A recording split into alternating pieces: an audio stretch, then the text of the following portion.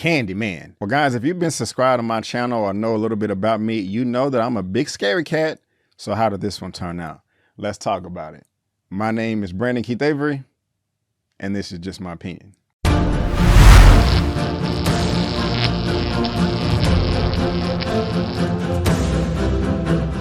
Hey, what's going on, everyone, and welcome back to another episode of Just My Opinion for my movie review for Candyman. And if this is your first time finding me and you happen to like the video, please give me that thumbs up and consider subscribing. All right, guys, so just like I said a few moments ago, I'm a big scary cat, and so typically I would stay away from films like this. When it comes to horror, for the most part, I can do a slasher.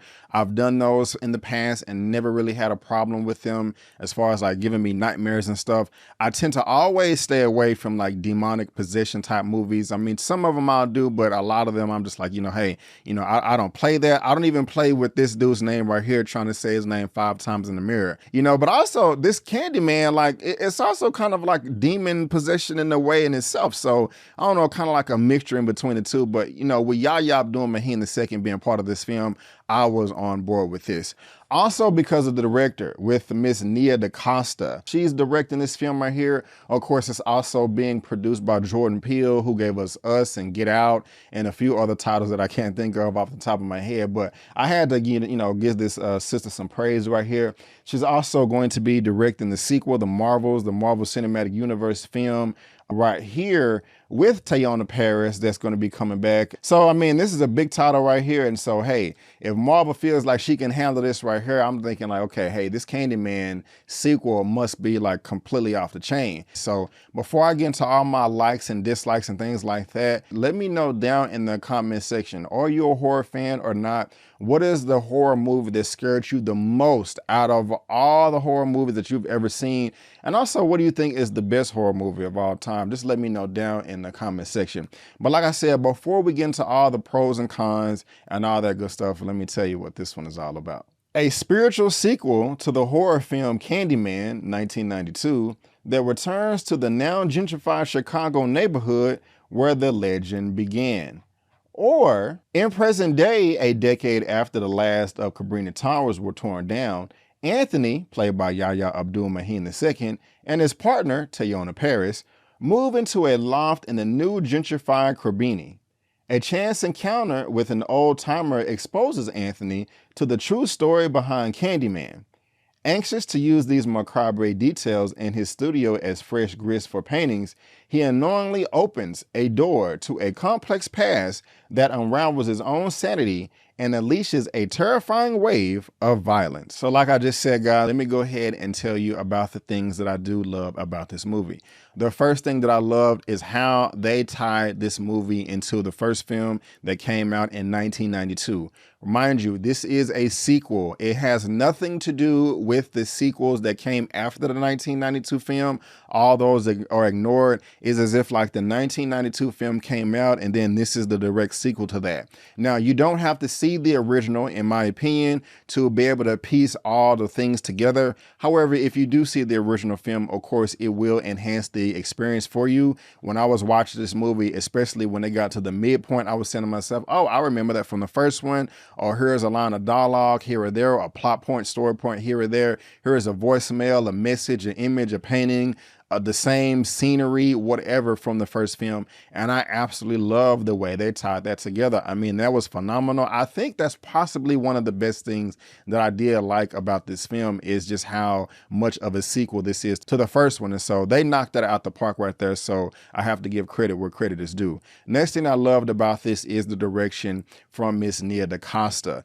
If she is able to direct and frame a shot the way that she did with this Candyman film, we're going to have another great MCU film on our hands. But coming back over to Candyman, I love the way she shot this thing. I mean, this film is beautiful, the cinematography, all that good stuff. The way that she centers in on certain vantage points when she's shooting the protagonist or Yahya Abdul-Mateen II. I mean, it was perfect, just perfect geometrical symmetry, parallel lines on both the right and the left side of the screen. And it really did put things into perspective how messed up this gentrified Crabini neighborhood is and all of the things that are lurking around the corner and that are awry. I mean, I love this. I mean, she shot this beautifully. The way, I mean, one of the great things about it is she also has something great to shoot, which is Yahya Abdul-Mateen II. I mean, black man, tall, very muscular. You know, he had his t-shirts on all throughout this movie, you know, popping out all at the seam, showing his muscles and stuff. And the way that she shot him,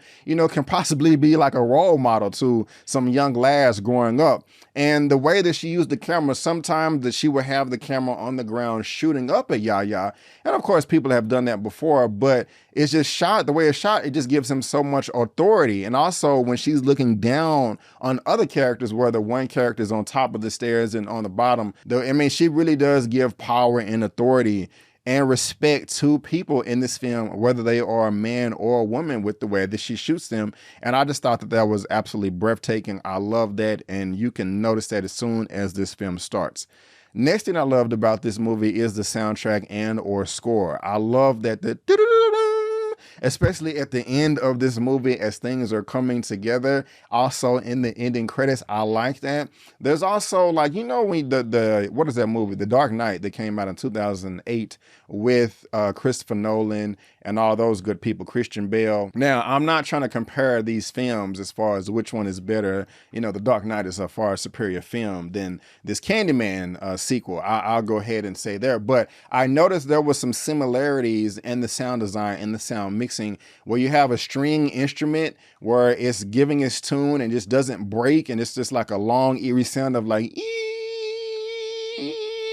you hear that in this movie during certain scenes, and that may sound a little annoying the way I'm trying to replicate that here, but in the film it actually works quite well and sets the tone and kind of makes you uneasy at times. And that is the point of a scary movie, in my opinion, to kind of make you feel that way. Also, another cast member in this film is Coleman Domingo. His character's name is William Burke. I liked him in this film. And his raspy voice, he just has one of those perfect voices for like narration and storytelling. Also kind of like Jeffrey Wright in the What If Disney Plus Marvel series right now. But Coleman Domingo in this film right here, I mean, he was perfectly cast just because of his voice alone, in my opinion. And when he's conversing with Yahya's character, Anthony, trying to teach him and tell him about the past history of Candyman, I mean, like I said, he just has that perfect voice. I mean, it's soothing, but also scratchy at the same time. And like I said, just perfect for storytelling. And then the way that they illustrate the images with the puppetry that's all in the trailers and stuff, like the stick figures and them kind of walking around and moving like this in the static motion, I liked all that. I mean, his voice complemented that whole illustration. It was perfect. It, like I said, it sets the tone very, very well. And it's just like the perfect storytelling formula, in my opinion, that really works in this film. The next thing that I absolutely loved, and this may be the second most thing that I love, or maybe the first, is Teyonah Parris's role in this film. Her name is Brianna Cartwright. Hello, how you doing, ma'am? I'm shooting my shot. But no, seriously, I loved her character in this movie. She was my most favorite character in this film because she had so much passion, so much drive, and she was so focused, and she used common sense. She did things in this movie that you're always begging people in any scary movie to do. And when she did it, I was shocked. I was like, yes. We don't have a dumbass character. We have a smart character that has an opportunity to come out on top and is just going to seize that opportunity. And she did.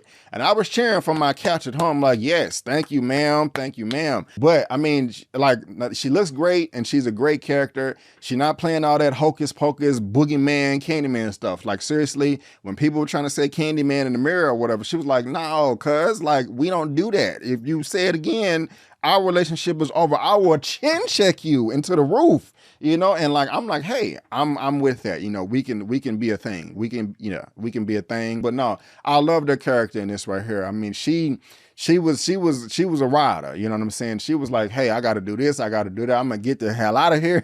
and you know what I'm saying? Exit stage left, we in the scary movie. I don't want Candyman to get me. So I like that right there. So yeah, Teyana Paris, that's cool right there. Another thing in this film that I'm on the fence about, and I'm transitioning over to some of the things that I really just didn't care for. I appreciate the attempt that they trying to give Black people as far as shine in this movie and representation. It works in some ways, in some ways it doesn't. In some ways it's kind of forced. And this is a horror film, and there's a lot of racism and white supremacy in this movie too. Well, actually, I'll take that back. I don't want to say a lot, but it's there. And you have it subtle, and you also have it overt. And they do a lot with gentrification. And that's cool. It's just that you have the execution has to be done the right way. The first two acts of this movie is very subtle. And towards the end, the third act, it gets quite overt. And I will kind of stop there and address that a little bit later. But there's some other things that I want to go to first. So guys, that will conclude the things that I really did like in this movie. And I'll also say real quick before I get to the dislikes, like the buildup of Candyman. Like I like how things started to pop off in the beginning and just kind of progressed throughout the film. And I'm like, okay, we're getting a little bit more each time, this figure or so-called figure pops up. I can't wait to the finale so we can see him and all of his unfortunate evil glory shine, going ham on folks. All right, guys, so let's go ahead and get over to the things that I did not like in this movie. The first thing is this movie is not scary at all. Not in the least bit, not in the slightest. And I'm one of those people where I'm watching a scary movie, I'll kind of tense up when something is about to happen, watching this like, oh my God, oh, hurry up, please get through this scene. Or I'm kind of watching it through my fingers like this. Or if I'm watching it with a woman, I'm sometimes the one grabbing on to her. I'm not ashamed of it. Hey, it is what it is. But this was not scary at all. It's just like, my God, like, I could have watched this movie, at the stroke of midnight in a bathtub of blood in the devil's den. Now, I would never do that in life for any amount of money, but I'm just saying that I could. But if you're worried about being scared in this movie or having nightmares or something, don't worry about that because the film is just not scary at all. Also, something that I did not like in this movie at all is we have 3 Black leads in this film. We have Yaya, who is playing Anthony. We have Coleman Domingo, who is playing William Burke. And we also have this dude right here. I don't think I've ever heard of him before.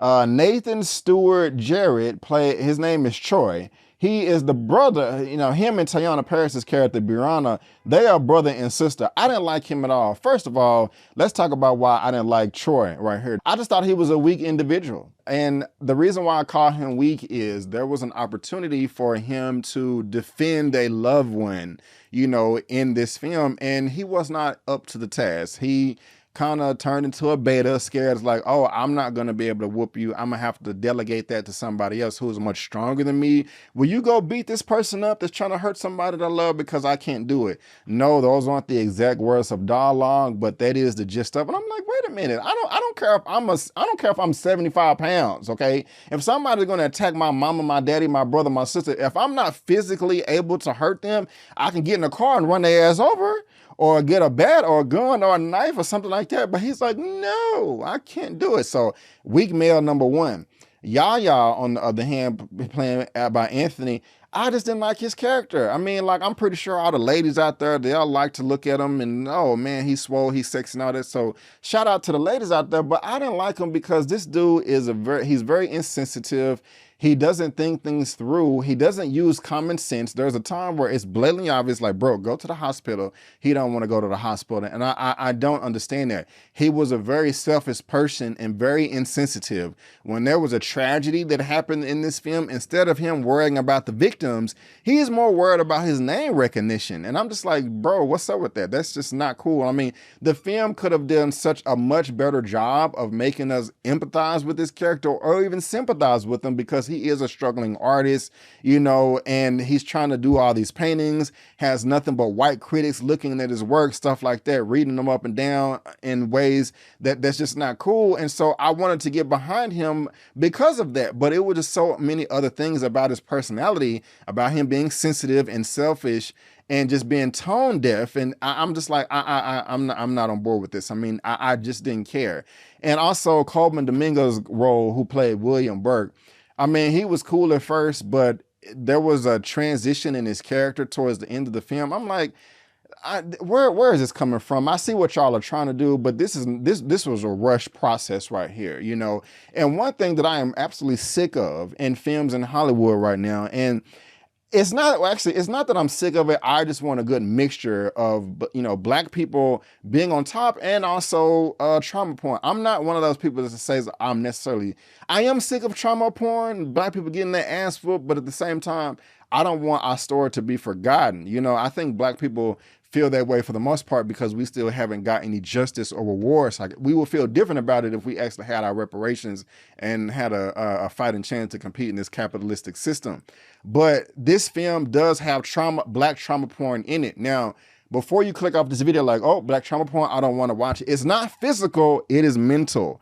It is mental black trauma porn. And a lot of people may not catch it. The third act of this movie, when this was coming into fruition, to development, I would have said to myself, like, God damn it. Really? Is this really what we have to be witnessing right now? I understand it, and yes, there's some truth to it, but I don't want to see that right now. And if I'm going to see it, you know, we have to earn it as audience members, and I don't feel that happened within the script, within the writing. I kind of just feel that they rushed that part of the film, and that really, really rubbed me the wrong way. While I feel like Nia DaCosta had a lot of control over this film, and I could be wrong, and I hope I'm wrong, I also kind of feel like, I don't know, some exec or somebody higher up was like, yeah, we're not really feeling this ending right here. It didn't test well. Let's do this, and this, so it can just have that much more jazz to it or something. I could be wrong. Like I said, I hope I'm wrong, but it just didn't, the tone, it just kind of just changed on you all of a sudden towards the end, especially with this character. I'm just like, what the F? Like, I'm not feeling this right here. It just came out of nowhere. Another thing that I don't like is this is a horror slasher film, supposedly. And while it's not scary, like I said, majority of the deaths are off screen. Like, that's not what happened in the first film. You saw a few of the deaths in the first movie while they were taking place, while the person was suffering in agony, dying with a hook going through half of their body. You could not see it in this film for the most part, or you can hear it and kind of see the aftermath. And I'm just like, okay, yeah, I kind of wanted to see that. And another thing is, there isn't even really that much Candyman in this movie. I mean, not in the way that you would expect. And I can't go any further and spoil anything for you, but I'm just like, damn. After a while, I was like, wait a minute. You know, he was present, but he wasn't present. You know what I'm saying? And, you know, that kind of rubbed me the wrong way too. Also, another reason why I just cannot get down with Anthony Yaya's character is the relationship with his mom. Like, I do not understand the neglect that he had towards his mother in that relationship. It does not make sense. I see what they tried to do, but it failed. And that hit me because I know a lot of friends of mine that have lost a mother in past years, and they would give anything to be able to talk to them one more time. And I know a lot of people, you know, that have bad relationships with their mom because their mom was just a bad person and evil to them as they was growing up. And as adults, they don't want to have anything to do with them. I understand that, but that wasn't the case in this movie, in this film. He neglects his mother, and I don't like that. I don't appreciate that. And it's really nonchalant about it. His wife, his woman, his girlfriend, Brianna, played by Tiana, she seems like she cares more about the relationship than Yaya does. Now, if they had some type of fallout or something, I could understand. You know, if she abused him or didn't feed him or a number of things. But I'm like, what the crap, man? That's not cool. Can we get some black love here and there? Now let's just go ahead and get to the ending of this film right here, because I'm gonna be honest with y'all guys. The ending of this movie damn near made me bring out the cleaning products. You know, we got the carpet cleaner right here, and we also got the bleach. I almost brought these things out in the thumbnail. But before I speak on that, like, The ending was about to be like seriously one of the worst endings I've ever witnessed in my entire life. I was sitting there, I was like, what in the world made y'all decide to go down this route? I mean, I was really getting frustrated, about to grind my teeth until they broke. However, there is a redeeming quality in this movie to where it's gonna have black people cheer the damn near save the day. Because if this didn't, if they didn't have this part in the movie towards the end, you know, like people would have rioted or whatever. But when this part plays down, I can't even talk. When this part happens in the film, when it takes place, when it goes down or whatever, man, I was happy. You know, it's gonna be it was damn near, you know, gonna have black people just cheering like yes, yes, yes, yes. Yeah, and it saved the film, you know what I'm saying? So that's cool right there. The ending was still a bit messy, but also, guys, there is a ton of social commentary in this movie that has to do with like gentrification and also police brutality. The gentrification, I mean, that was in the first film and also in this film, and that was cool. It was a little forced at points. They also kind of just threw some police brutality in there at the end. And it was just so blatantly on the nose and so like unrealistic. I'm like, my gosh, could y'all have polished this up a bit more? It's like, it just feels like it was thrown into the movie just because it was a bunch of black people in this movie, and it just was unearned and sloppy. That's kind of going back to my point where I was saying that I feel that Nia DaCosta did not have full control over this film. And it's very, very, very, very frustrating. And as black people, you know how we were always told, especially as slaves, you know, be a good black person. If you're good on earth, when you die, that's when you'll get your reward. That's where you'll, you know, get your reward in heaven, which is a bunch of crap. And unfortunately, you know, a lot of people in the past few centuries abided by that. And some black people in today, 2021, still do. They feel that we were meant to suffer, meant to be oppressed, and that we will get our reward in heaven. It breaks my heart, but under the surface, that is an underlying theme in this movie. Everybody won't be able to pick it up to know exactly what I'm talking about, but it's there. And it's something that I thought about. And I'm just like, while you're cheering, while that thing happened in this movie where you're like, yes, yes, yes. When you calm down, you're going to be kind of saying to yourself and maybe like, wait a minute. I see what they're trying to do here. Like, should I be happy about this or should I be sad? And it's just like, I don't know. This film has so much potential. This could have been one of the greatest horror films, not ever, but it really could have stood the test of time because there are some things that it did quite well. But it was just some other elements that were kind of just rushed through and not given much thought, unfortunately. And so, I mean, it's a good mix between good and bad, but I don't know, the bad may overweigh the good. Oh man, I'm struggling with the rating right now. I really am. I'm going to have to see this again, you know, because this is not something that I want to go to the theater to see. But I have to think about it. If I have to give you a rating right now, I'll give my rating at the end. And also, first of all, guys, let me know, do you want to see a spoiler review for this film with me spoiling everything, especially the ending? If you do, let me know down in the comment section below. Also, if you would tell me what is the best horror film you've ever seen of all time, what is the horror film that scared you the most out of all, and also what's the best horror film that you've seen in the past 5 years, please let me know down in the comment section below. I want to read all that, see it, and engage with you guys. And so that is just my opinion, guys. I want to thank you so much for tuning in. If you like this video, please go ahead and give me the thumbs up. Also subscribe to the channel. And look me up on social media, guys. And if I had to give a rating out of a 1 out of 10 for Candyman, the reboot or the sequel 2021, I'm going to give it, I still can't decide. Is it going to be either fail or pass between a 5.5 out of 10 or a 6 out of 10? A 6 out of 10 is the lowest grade for me for passing, but I may change that during the spoiler review if y'all want to see that. But guys, thank you so much for tuning in. And before you go, don't forget that my name is Brandon Keith Avery, and that's just my opinion. Peace.